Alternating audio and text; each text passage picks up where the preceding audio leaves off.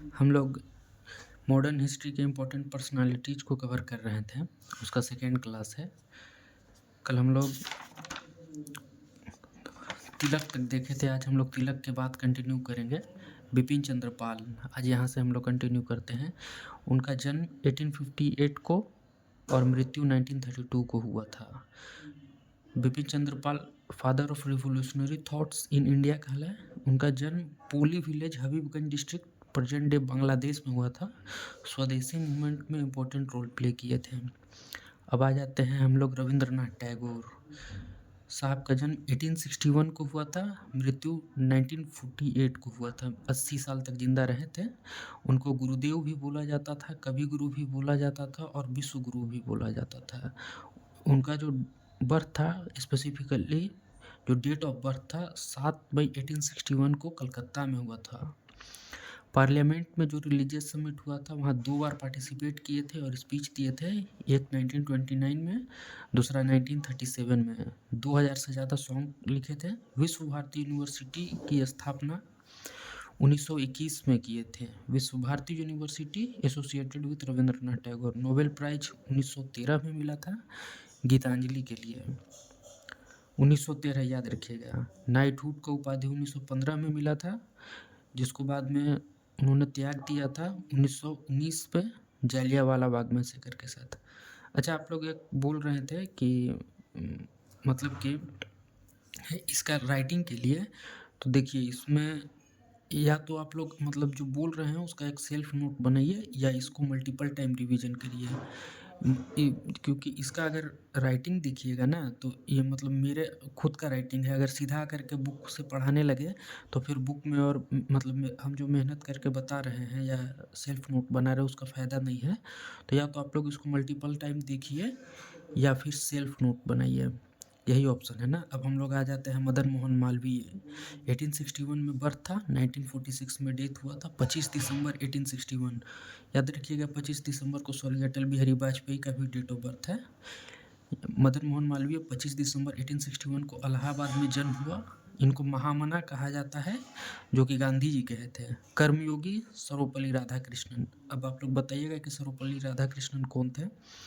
Salt सत्याग्रह में participate किए थे। मदन मोहन मालवीय पे अभी हम लोग चर्चा कर रहे हैं। साल्ट सत्याग्रह में पार्टिसिपेट किए थे। सिविल डिसोबीडियंस में पार्टिसिपेट किए थे। इंडियन नेशनल कांग्रेस के 4 बार प्रेसिडेंट रहे। 1919 में जो कि लाहौर में हुआ था, फिर 1918 दिल्ली में, 1932 में और फिर 1933 में। लेकिन जो 1933 में इलेक्टेड हुए थे उस टाइम जेल में थे, जिसके कारण प्रेसाइड नहीं कर पाए थे। और डॉक्टर सेन गुप्ता 1933 वाला इंडियन नेशनल कांग्रेस को प्रेसाइड किए थे।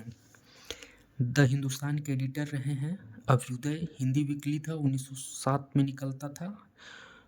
मार्या वीकली था, 1910 में से निकल रहा था। द लीडर इंग्लिश डेली आता था 1909 से। फाउंडर थे हिंदू महासभा के 1906 में। एक बात याद रखिएगा कि 1906 में मुस्लिम लीग भी बना था और हिंदू महासभा, मतलब हिंदू महासभा और मुस्लिम लीग सेम ईयर 1906 में। मदन मोहन मालवीय हिंदू महासभा 1906 में बनाए थे। आगा खान प्रेसाइड कर रहे थे मुस्लिम लीग 1906 में। याद रखिएगा आगा खान में मोहम्मद अली जिन्ना को 1906 में मत मारिएगा, उस आगा खान का रोल प्रोमिनेंट था ना। फिर 1906 के बाद 10 साल के बाद बनारस हिंदू यूनिवर्सिटी। मरणोपरांत इनको मिला भारत रत्न 1915 में। अब आ जाते हैं लाला लाजपत राय पे। इनको पंजाब केसरी भी कहा जाता है, lion of Punjab. Servants of people society से एस्टेब्लिश रहे, एसोसिएटेड रहे। इंडियन नेशनल कांग्रेस को 1920 में नागपुर सेशन को प्रेसाइड किए थे। बाद में लेकिन कांग्रेस से असंतुष्ट होकर के स्वराज पार्टी की स्थापना की। स्वराज पार्टी से एसोसिएटेड रहे, स्थापना मत करिएगा। स्थापना आप बताइए कि स्वराज पार्टी का एस्टेब्लिशमेंट कब हुआ था और उसका संस्थापक कौन थे। साइमन कमीशन के प्रोटेस्ट के टाइम पे लाठीचार्ज के दौरान इनकी मृत्यु हो गई। उस टाइम सुपरिटेंडेंट जो थे जिन्होंने लाठीचार्ज के लिए ऑर्डर किया था, उनका नाम जेम्स ए स्कॉट था। जो पब्लिकेशन से जुड़े थे लाला लाजपत राय, उसका नाम देखिएगा द स्टोरी ऑफ डिपोटेशन 1908 में।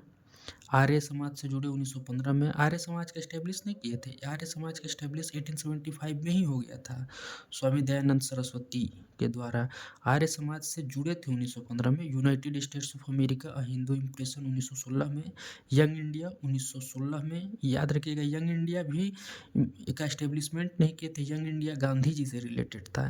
इंग्लैंड्स डेब्ट टू इंडिया 1917 में। उसके बाद हम लोग देखते हैं गोपाल कृष्ण गोखले, 1866 में जन्म, 1915 में मृत्यु। 9 मई 1866 के कोटलुक विलेज महाराष्ट्र में जन्म हुआ था। मॉडरेट फैक्शन से बिलोंग करते थे।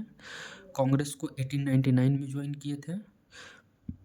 प्रेसिडेंट ऑफ कांग्रेस रहे थे, president of Indian National Congress 1905, जो कि बनारस सेशन में हुआ था। और सर्वेंट्स ऑफ इंडिया सोसाइटी भी 1905 में ही इस्टेब्लिश किए थे।